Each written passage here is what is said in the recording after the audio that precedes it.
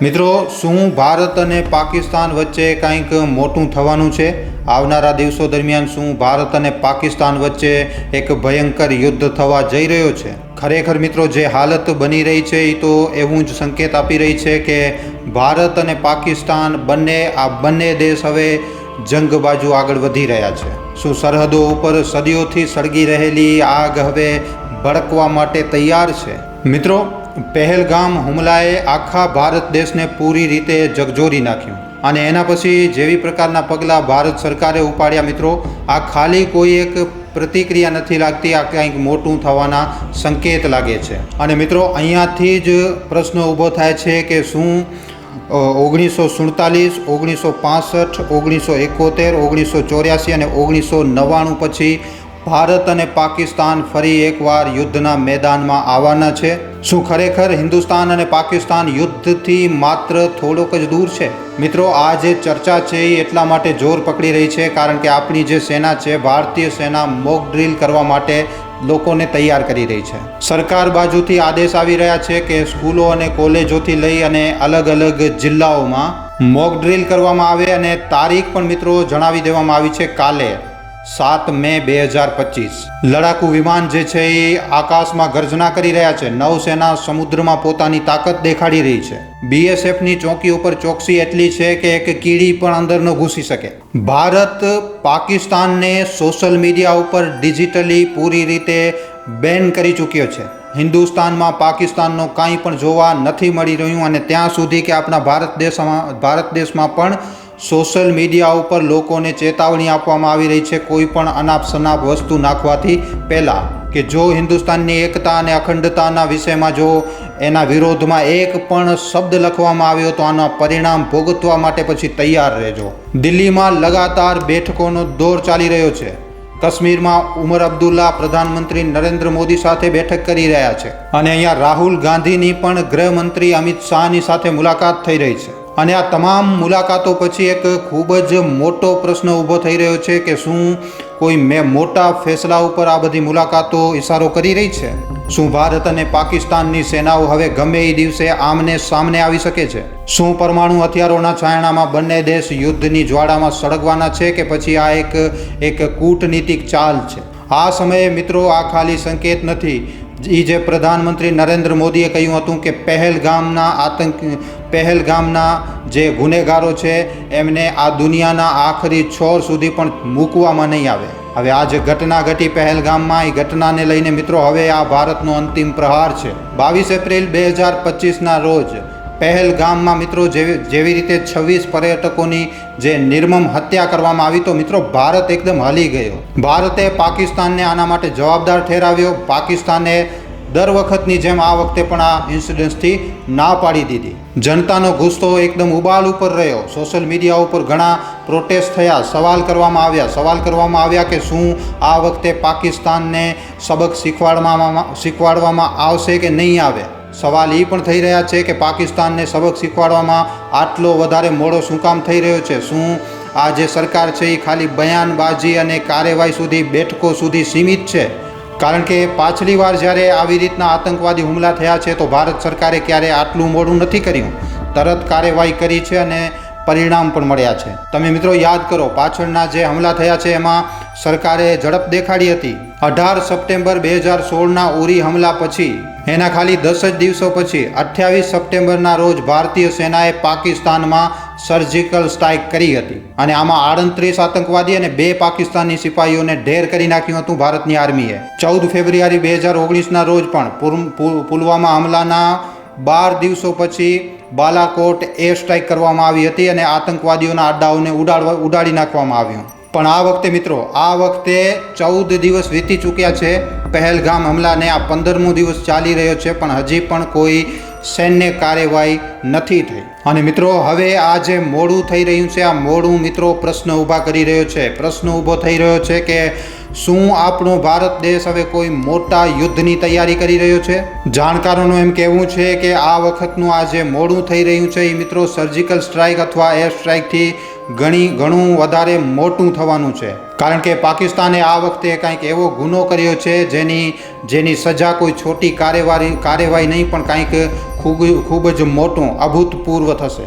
સવાલ એ છે કે શું મોટું થવાનું છે અને ક્યારે થશે. સરકાર વારંવાર પહેલગામમાં જે ઘટના ઘટી છે એનો બદલો લેવાની આશ્વાસન લોકોને આપી રહી છે અને સરકાર એમ પણ કહી રહી છે કે આનો બદલો આ સમય દરમિયાન એવી રીતે લેવામાં આવશે કે પાકિસ્તાન સદીઓ સુધી આને યાદ રાખશે. અને મિત્રો, જે યુદ્ધની તૈયારીઓ થઈ રહી છે આ વાતનો સંકેત આપી રહી છે. 7 મે 2025 મતલબ કે કાલે ગૃહ મંત્રાલયે દેશના 244 જિલ્લાઓમાં મોક ડ્રીલ, સાયરન સિસ્ટમની જાંચ અને બ્લેક આઉટનો આદેશ આપ્યો છે. મિત્રો, આ એ જ તૈયારી છે જે છેલ્લી વાર 1971માં ભારત અને પાકિસ્તાનના યુદ્ધ દરમિયાન જોવામાં આવી હતી. આ પગલો ખૂબ જ મોટો ઇશારો કરે છે મિત્રો કે આપણો જે ભારત દેશ છે એ કોઈક મોટા ખતરા માટે તૈયાર થઈ રહ્યો છે. ગૃહ મંત્રાલયનો આદેશ છે કે હવાઈ હુમલાની ચેતવણી માટે સાયરન સિસ્ટમનું નિરીક્ષણ કરવામાં આવે. નાગરિકો, છાત્રોને યુદ્ધકાલીન સુરક્ષા માનકોના ઉપાયોને અપનાવવાની અપીલ કરવામાં આવી રહી છે. હુમલા દરમિયાન બચાવના ઉપાયો ઉપર જાગૃતિનો પ્રશિક્ષણ થાય. મહત્વપૂર્ણ પ્રતિષ્ઠાનોને યુદ્ધ દરમિયાન સુરક્ષિત રાખવાની ટ્રેનિંગ હોય. જો તમે નથી જાણતા કે મોક ડ્રીલ અને બ્લેકઆઉટ એક્સરસાઇઝ શું હોય છે તો અમે તમને જણાવી દઈએ કે એમરજન્સી સિચ્યુએશનમાં પ્રશાસન અને નાગરિકોની સુરક્ષા માટે એમની તરત પ્રક્રિયા માટે પ્રેક્ટિસ કરાવવામાં આવે છે. બ્લેકઆઉટ મતલબ કે એક નક્કી સમય સુધી આખા ઇલાકાની વીજળી ઠપ કરી નાખવી, બંધ કરી નાખવી, જેના લીધે દુશ્મનને નિશાનો સાધવામાં મુશ્કેલ થાય. આ બધી વસ્તુની મિત્રો તૈયારીઓ પણ ભારત સરકારે પહેલગામ હુમલા પછી તરત જ તૈયારીઓ કરવાનું તો ચાલુ કરી દીધું હતું મિત્રો. 23 એપ્રિલ 2025ના રોજ સિંધુ જલ સંધિને નિલંબિત કરી નાખવામાં આવ્યું હતું. આ સૌથી પહેલો પગલો હતો. એના પછી અટારી વાઘા બોર્ડર બંધ કરી નાખવામાં આવ્યું. આવાજાવી પૂરી રીતે બંધ થઈ. પાકિસ્તાનના વિઝાને બેન કરી નાખવામાં આવ્યું હતું. પાકિસ્તાનના કારોબાર ઉપર રોક લગાડી નાખવામાં આવી. એના પછી 26 એપ્રિલના રોજ આતંકવાદી ઠેકાણાઓ ઉપર છાપેમારી થાય છે. સાર્ક વિઝા સહુલિયતને આપણો ભારત દેશ ખતમ કરી નાખે છે. 28 એપ્રિલના રોજ પાકિસ્તાની નાગરિકોને ભારતમાંથી પાછા મોકલવામાં આવે છે.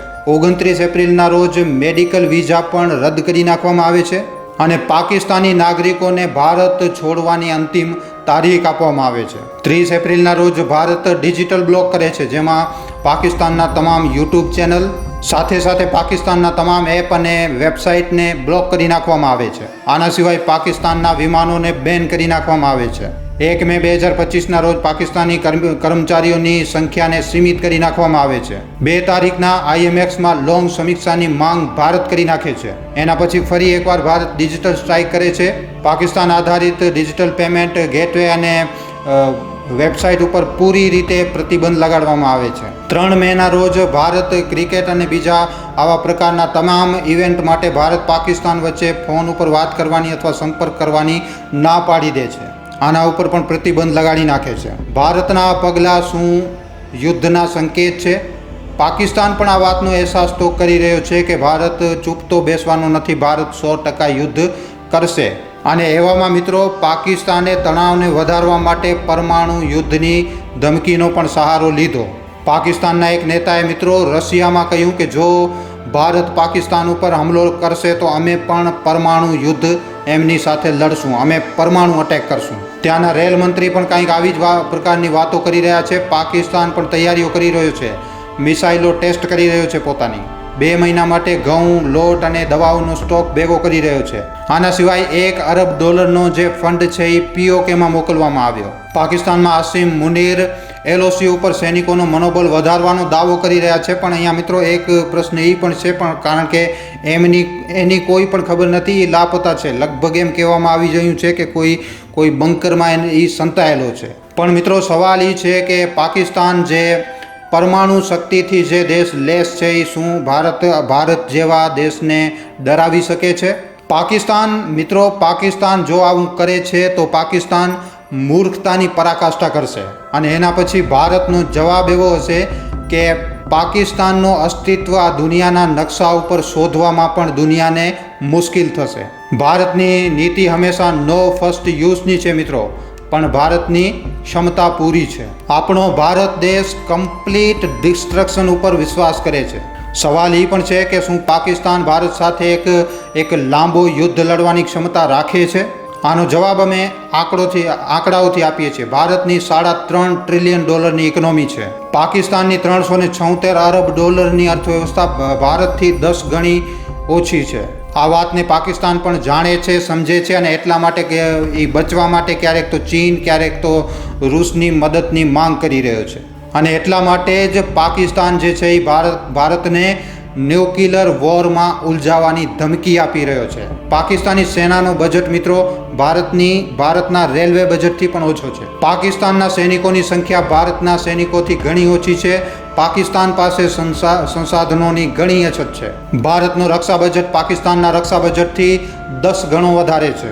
ભારતની ઘેરી રણનીતિ, વધારે સંસાધન અને સારી પુનર્જન્મ ક્ષમતા પાકિસ્તાનને પૂરી રીતે બરબાદ કરવાની હિંમત રાખે છે. પાકિસ્તાનની પાસે ખાલી એક મિત્ર છે અને એ એક મિત્ર છે એનો વહેમ. હવે સવાલ એ છે કે જો ભારત પાકિસ્તાનથી આટલી સરળતાથી જીતી શકે છે તો પછી ભારત પાકિસ્તાન ઉપર હુમલો શું કામ નથી કરી રહ્યો? ઘણા બધા લોકો છે જે વારંવાર સવાલ ઉપાડી રહ્યા છે, પ્રશ્ન કરી રહ્યા છે કે આ જે સરકાર છે એ હવે હુમલો શું કામ નથી કરી રહી? પણ મિત્રો, આના માટે આપણે 54 વર્ષ જૂની કહાનીને યાદ કરવું પડશે. પહેલાંના એક વિડીયોમાં પણ મેં જણાવી દીધું છે આ વિષયમાં. વર્ષ 1971 હતો. પાકિસ્તાની સેનાએ પૂર્વી પાકિસ્તાનમાં અત્યાચાર કર્યા હતા. હજારો શરણાર્થી ભારતમાં આવી ગયા હતા ઇન્દિરા ગાંધી ઉપર. ત્યારે તત્કાલીન કાર્યવાહીનો દબાવ હતો અને ત્યારે તત્કાલીન સેનાપતિ સેમ માનેકશોથી તરત યુદ્ધ કરવાની માંગ કરવામાં આવી હતી. પણ માનેકશોએ ના પાડી કે મને ટાઈમ જોઈએ. માનેકશોએ કહ્યું હતું કે યુદ્ધ હારવા માટે નહીં પણ જીતવા માટે લડવામાં આવે છે. માટે એમણે સેના અને મોસમની અનુકૂળતા માટે સમય માંગ્યું અને પછી યુદ્ધ ચાલુ કરવામાં આવ્યું.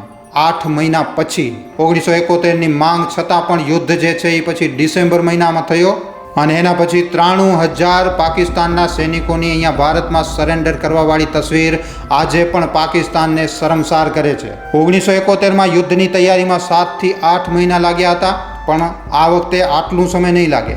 એવું નથી કે આ સમયે પણ આટલો જ સમય લેવામાં આવશે. હમણાં ભારતીય સરકાર સેનાને તૈયારીઓ કરવાની છૂટ આપી રહી છે અને સમય આપી રહી છે. એવું લાગે છે કે સરકારે સેનાને એકદમ સ્પષ્ટ કરી નાખ્યું છે કે ક્યારે કેટલું શું કરવાનું છે. એ બધી વસ્તુઓ સેના નક્કી કરશે, પણ આ વખતે પાકિસ્તાનને મોટો સબક શીખવાડવાનો છે. સવાલ એ પણ છે કે જો યુદ્ધ થઈ ગયો તો શું થશે? પાકિસ્તાનની પાસે અમે પહેલાં પણ જણાવ્યું કે લાંબા યુદ્ધ માટે સંસાધનો, સૈનિકોની ઘણી અછત છે. થોડાક અઠવાડિયામાં જ અથવા તો એમ કહો કે થોડાક દિવસોમાં જ પાકિસ્તાન પૂરી રીતે બરબાદ થઈ જશે યુદ્ધમાં. પહેલગામનો આ જે ગાવ છે એ ભારત માટે ઘેરો છે અને આ વખતે જવાબ ઐતિહાસિક હશે. આ વખતે ખાલી બદલો નહીં હોય પણ એ જવાબ હશે કે ભારત હવે ચૂપચાપ નહીં બેસે.